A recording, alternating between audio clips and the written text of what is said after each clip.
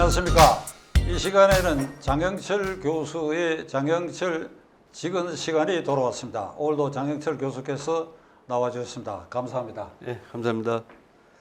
이 장영철 교수의 장영철 직원 시간을 지난 2년여 동안에 이렇게 매월 한 차례 이상씩 이렇게 출연하셔서 국민들에 대한 경제정책, 문재인 정권 경제정책에 특히 뭐가 문제인지 많이 깨우쳐 주셨는데 그런 사이에 5년 대통령 임기가 끝나버렸어요. 그렇습니다. 5년이나 흘러가 버렸는데 5년 임기의 경제정책을 회고해 본다면 저를 포함해서 많은 국민들이 이거 완전 실패다, 완전 실패. 모든 점에서 완전 실패다.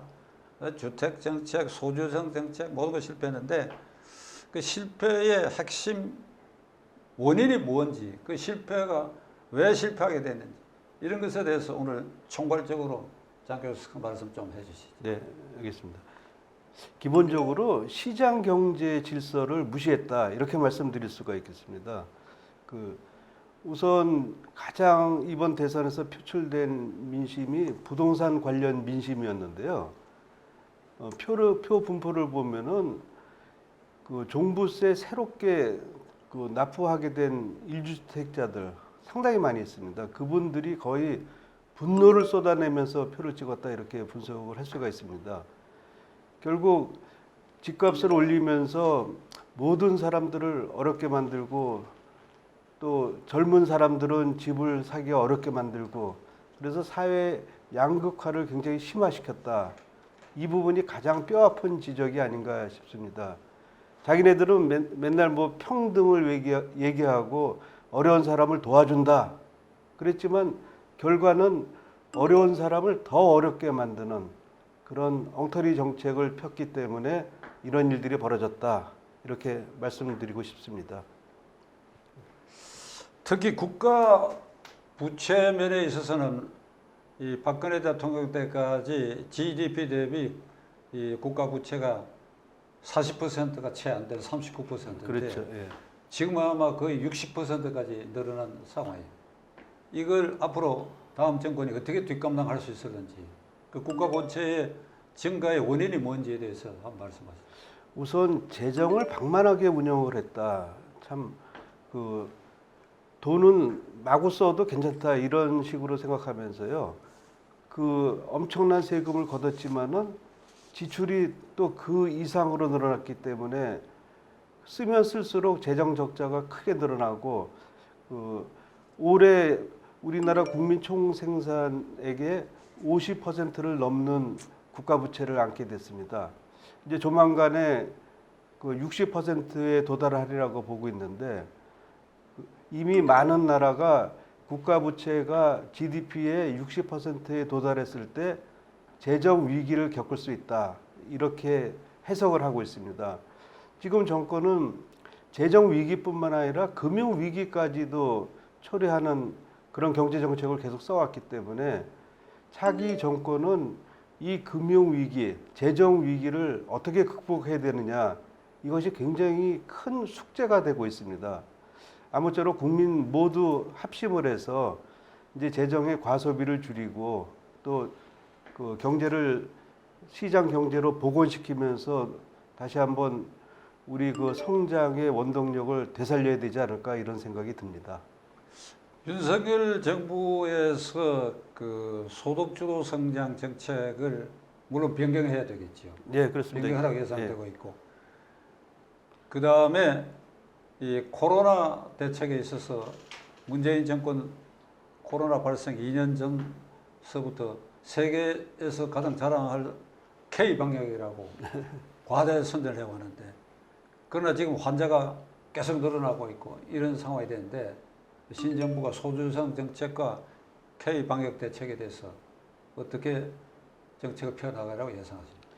어차피 소득 주도 성장 정책이라는 것은 사실 현실에서는 일어나기가 어려운 얘기입니다.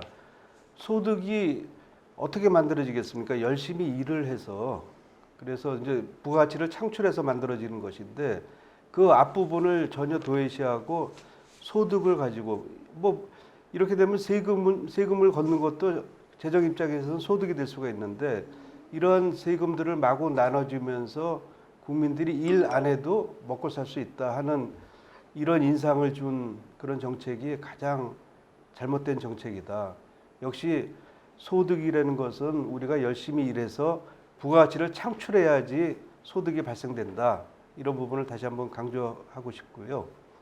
그다음에 바이러스 굉장히 K 방역이라고 그러고 굉장히 주장을 많이 했지 않습니까? 그런데 지금 우리나라가 환자 수가 세계 1위로 올라갔습니다. 그렇게 자랑하던 K 방역이 이렇게 망가진 것은 결국 초기에 국민들의 인권을 억압하면서 집회를 금지시키고, 그러니까 상당히 정치적으로 악용을 한 거죠. 그 다음에 그 소상공인들 영업 시간을 제한하고, 그래서 이 소상공인들이 상당수가 영업을 좀 포기했습니다. 그 추계상으로는 한 40% 정도가 이제 자영업을 포기했다, 이런 통계가 나오고 있는데요. 그러다 보니까 이분들이 가게를 낼 때 은행 대출이 상당히 많습니다.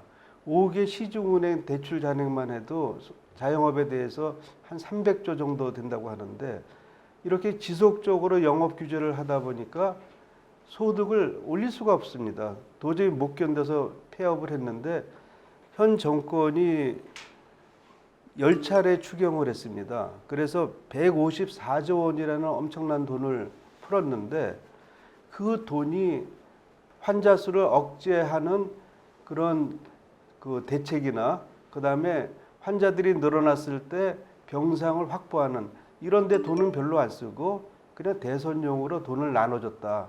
그래서 정말 그 국민의 그 알토란 같은 세금이 신기루처럼 사라졌다.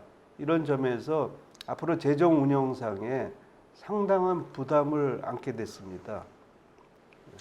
탈원전 정책이 빚은 부작용은 엄청나지요.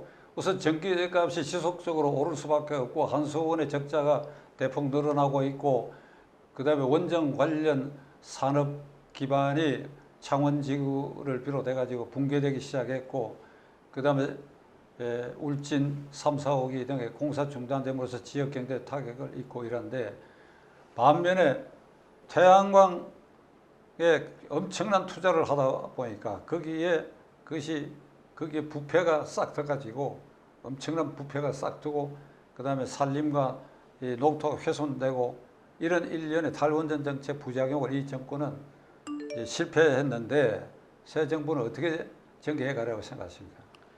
어차피 탈원전 정책은 지금 시대에 안 맞는 정책이고, 이 탈원전 정책을 폈다는 것은 상당히 의도가 불순하다, 이렇게밖에 해석을 할 수가 없습니다. 우선 4차 산업혁명에 있어서 가장 기본이 전기입니다. 아시다시피 전기차가 엄청나게 보급되면서 전기 수요가 크게 늘어나고 있고, 또 컴퓨터가 활용도가 높아지기 때문에 앞으로도 전기 수요는 기하급수적으로 늘어나는데, 환경을 보존하면서 전기 공급량을 늘릴 수 있는 것은 사실은 원자력 발전밖에 없습니다. 독일도 탈원전한다고 원자력 발전을 중단하다가 지금 후회하고 다시 되돌리는 상황이거든요. 그런데 이제 우리는 그 세계적인 경쟁력을 갖고 있는 원전 산업을 거의 붕괴시키는 수준까지 만들어 놓고, 그 원전 기술자들이 해외로 뿔뿔이 흩어지고, 그러면서 기반을 완전히 망가뜨린 그런 상황이 현 정권에서 일어났다는 데 대해서 정말 가슴 아프게 생각합니다. 그런데 또 북한에는 또 원전을 지어주겠다고 그래서 한바탕 소동이 있지 않았습니까? 그래서 현 정권이 도대체 지향하는 바가 뭔지 굉장히 궁금한데요. 태양광도 보면은 실질적으로는 그 태양광을 공급하는 업체들이 거의 중국 업체들입니다. 그러면 원전을 대체하고 태양광을 한다는 것이 결국 중국 업체를 먹여 살리려고 한 거냐, 이런 의구심이 들 수밖에 없는 아주 이상한 황당한 정책이다. 그래서 새로 들어서는 이제 윤석열 정권에서는 이거를 이제 바로 잡는 그런 정책이 반드시 있으리라고 저는 믿습니다. 다음은 이 정권이 친노조 정책을 펴는 바람에 민노총의 기세 등등한 것이 지난 5년 동안에 이어졌고, 이번 윤 당선인이 당선 확정된 직후에 민노총이 공개적으로 이제 지옥 문이 열리기 시작했다. 그 양면이 있는데 새 정부에 대한 이 자기들 권익을 해치지 말라고 하는 경고처럼 들리기도 하고 한데, 2,500만 명이 넘는 근로자 중에 100만 명의 조직률을 가진 민노총이 이렇게 산업계를 압박하고 뭐 경영을 압박하고 하는 이런 불상사가 계속 지속되어 왔습니다. 그 새 정부가 이 점에서 강단이 있게 이렇게 대응책을 마련해야 된다고 생각하는데 어떻게 생각하십니까? 제가 생각할 때는 그 새 정부는 물론 이제 노동자의 그 합법적인 권익은 보장을 당연히 해야 됩니다. 그런데 민노총처럼 불법 파업을 일삼고 그다음에 우리나라 경제 구조를 근본적으로 뒤흔들려는 이런 행태에 대해서는 단호하게 대처할 수밖에 없다. 이렇게 생각을 하고 있습니다. 현장에서 민노총의 그 이상한 행동은 정말 유명하게 됐습니다. 건설 현장에서는 민노총에 가입을 안 하면 그 일을 못하게 만드는 그런 방해 행위가 굉장히 심해지고 있고, 그다음에 제조업의 경우도 워낙 파업으로 위협을 하다 보니까 이 경영진이 어떻게 하기가 어려운 상황입니다. 더구나 노동이사제를 만들어서 이제는 경영에까지 합법적으로 관여하겠다 이런 행동을 보이고 있는데, 현 정권이 노동이사제를 그렇게 무작정 허용해 준 것은 상당히 문제가 있지 않느냐 이런 생각이 듭니다.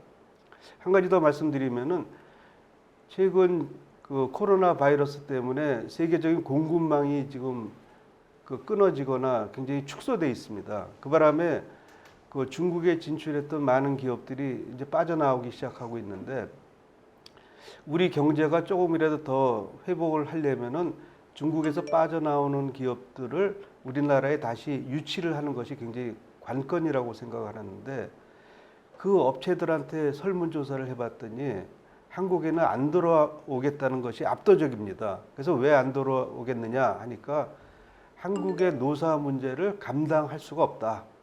이런 답변이 1등으로 나왔습니다. 이렇게 노동 문제가 제대로 정리가 안 되면은 앞으로 우리나라 경제 한나게 더 발전하는데 상당히 걸림돌이 되지 않을까 이런 생각이 듭니다. 그래서 노조의 그 합법적인 행동은 인정이 되겠지만은 불법적인 행동은 과감하게 정리를 해야 되지 않을까 이런 생각이 듭니다. 지난 5년 동안 문재인 정권의 정책 실패, 그리고 앞으로 윤석열 정권이 당면해서 할 몇 가지 과제에 대해서 말씀해 주셨습니다. 오늘도 이렇게 출연해 주셔서 감사합니다. 예, 감사합니다.